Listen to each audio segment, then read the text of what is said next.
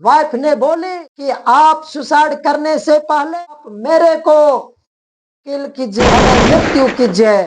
इस प्रकार हस्बैंड ने किल्ड हिज वाइफ विथ भाला, लाठीज वगैरह वगैरह। तो हस्बैंड ने यहाँ पर वाइफ ने कंसेंट दी कि आप अपना सुसाइड करने से पहले आप मेरे को मार दीजिए। तो इस प्रकार हस्बैंड ने वैसा ही भाला के द्वारा, चाकू के द्वारा अपने वाइफ को मार देता। All of you be ready. मैं advocate Kundan Kumar, Jharkhand high court Ranchi. विद्यार्थियों, पहले की जैसा मैं आज पुनः आप लोगों के समक्ष उपस्थित हूं क्लास देने के लिए। हमारे चैनल के लॉ क्लासेस में आप सभी का स्वागत है।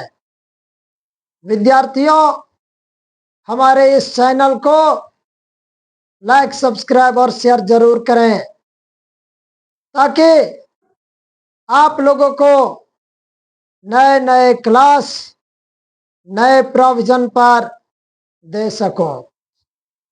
जैसा कि आप लोग जानते हैं, मैं कल्पेबल होमिसाइड के बारे में क्लास ले रहा हूं।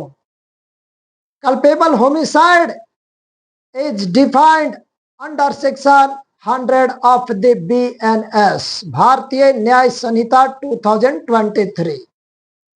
इसमें हमने सेकेंड डिग्री की बात कह रहा हूं। सेकेंड डिग्री के अंतर्गत ये 5 प्रोविजन का प्रावधान किया गया है। First, GSP, grave and sudden provocation. Second, private defence. Third, ELP, exercise of legal power. And four में सडन फाइट। 1 से 4 तक हमने पहले के क्लास में ऑलरेडी पढ़ा चुका हूं। आपको कहीं कोई कंफ्यूजन हो तो आप पुनः इस वीडियो को अवश्य देखें।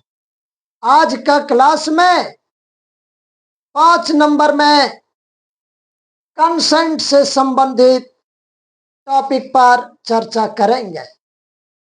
कंसेंट के अंतर्गत यदि किसी का डेथ होता है तो ये डेथ कल्पेबल होमिसाइड के अंतर्गत आएंगे। कंसेंट क्या होता है, इसके बारे में आइए हम समझते हैं। Where the act is done with consent of deceased aged above 18 years committed the offense of culpable homicide under the circumstances of consent। तो जब कंसेंट किसी व्यक्ति के द्वारा दिया जाता है, और पहला नियम यह है कि उसे डिसीज्ड पर्सन को, जो जिसका मृत्यु हुआ है, जिसका डेथ हुआ है, उन्होंने कंसेंट दिया, अपना सहमति दिया है, और उसका उम्र कम से कम 18 साल से ऊपर होना चाहिए। यदि 18 साल से उम्र का व्यक्ति अपना सहमति देता है कि उसे मार दे, किल कर दिया जाए, मृत्यु किया जाए, तो वो कल्पेबल होमिसाइड, मारने वाले को लायबल होना पड़ेगा। इसमें कुछ बातें, इंपॉर्टेंट बातें इसेंशियल के तौर पर हमने समझाना चाहते हैं। आप पुनः बोर्ड पर देखें। That person whose death is caused aged above 18 years, जिस पर्सन का डेथ हुआ है उसका कम से कम 18 साल का उम्र होना चाहिए। जिन्होंने कंसेंट दिया है, जिसका मौत हुआ है, उसका उम्र याद रखिए कि कम से कम 18 साल से ऊपर होना चाहिए या 18 साल होना चाहिए। नेक्स्ट एसेंशियल एलिमेंट में that person takes the risk of death with his own consent. जो व्यक्ति कंसेंट दिया है वो अपना मृत्यु का रिस्क खुद ले रहा हो, फ्री कंसेंट है उनका। और यदि उन्हें मार दिया जाता है, मौत घोषित किया जाता है, तो मारने वाले को कल्पेबल होमिसाइड का शिकार होना पड़ेगा।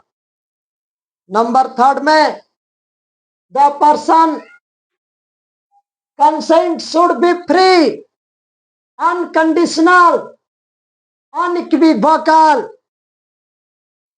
जो व्यक्ति कंसेंट देता है उसका कंसेंट बिल्कुल फ्री होना चाहिए, उनका कंसेंट अनकंडीशनल होना चाहिए, मतलब कोई शर्त वाली नहीं होनी चाहिए।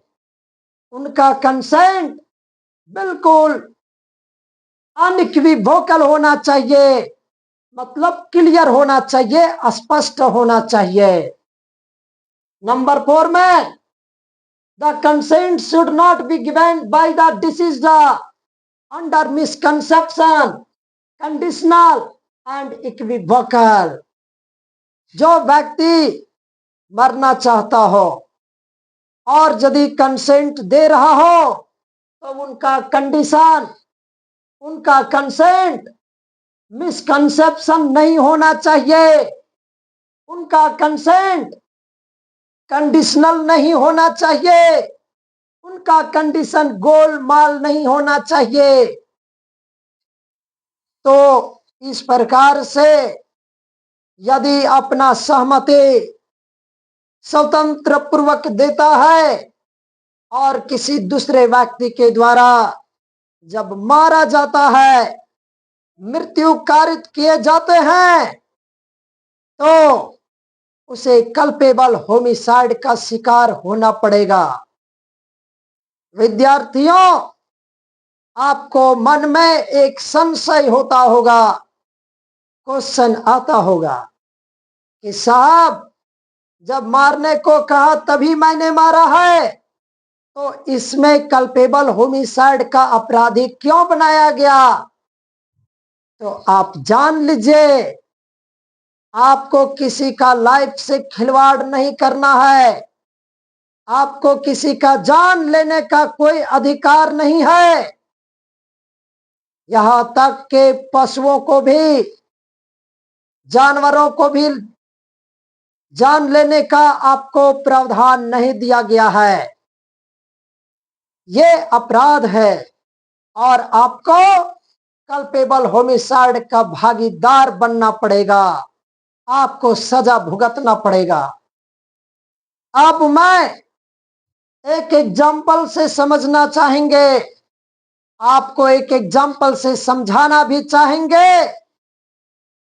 एच एंड डब्ल्यू दिख रहा है बोर्ड पर, हस्बैंड और वाइफ हैं, और यस फॉर सन है।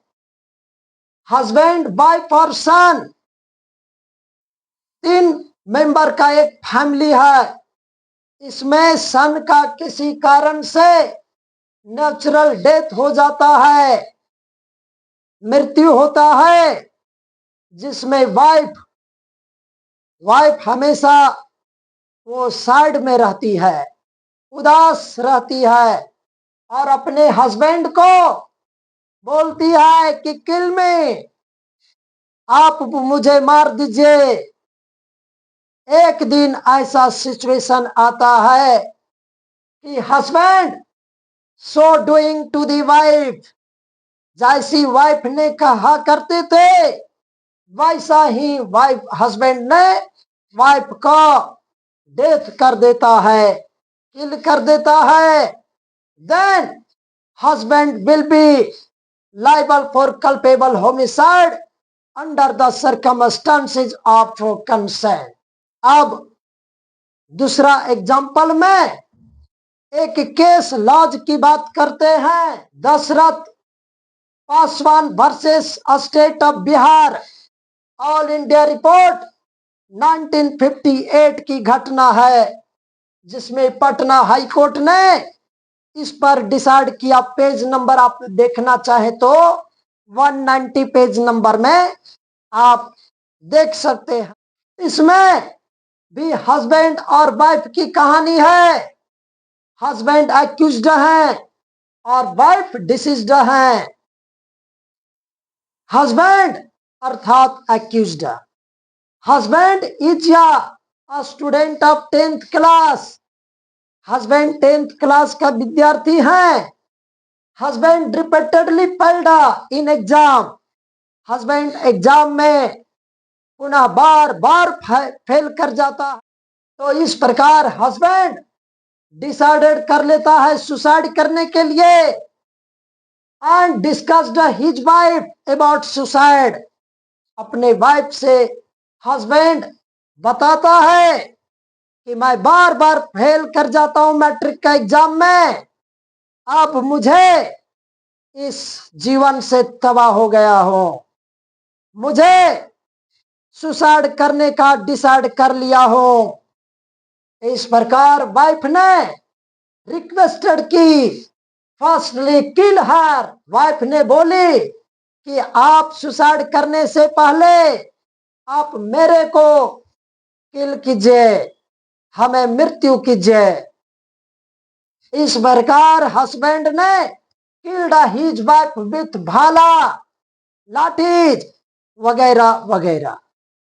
तो हस्बैंड ने यहाँ पर वाइफ ने कंसेंट दी कि आप अपना सुसाइड करने से पहले आप मेरे को मार दीजिए। तो इस प्रकार हस्बैंड ने वैसा ही भाला के द्वारा, चाकू के द्वारा अपने वाइफ को मार देता है, मृत्यु कारित कर देता है। इस प्रकार husband is liable for culpable homicide, C for culpable, H for homicide. C H मतलब culpable homicide under circumstances of consent. तो ऑल ओवर बोर्ड पर थियोरिटिकल विथ प्रैक्टिकल के माध्यम से विद्यार्थियों आपको समझ में आ गया होगा। और आज हम पूरी तरह से कल्पेबल होमिसाइड के बारे में सेकेंड डिग्री कंप्लीट करते हैं और थर्ड डिग्री के बारे में भी हमने बता चुका हूं। अब आपको इस प्रकार सारे वीडियो को जब आप देखेंगे तो आपको कल्पेबल होमिसाइड के बारे में क्वेश्चन नहीं रह जाएगा। आप पीटी का एग्जाम हो चाहे मेंस का एग्जाम हो, इस प्रोविजन से यदि क्वेश्चन आता है आपको किसी भी कीमत में आपसे क्वेश्चन नहीं छूटेगा, बशर्ते आप वीडियो को पुनः बार बार देखा कीजिए और हमारे चैनल के लॉ क्लासेस को लाइक, सब्सक्राइब और शेयर जरूर करें। धन्यवाद।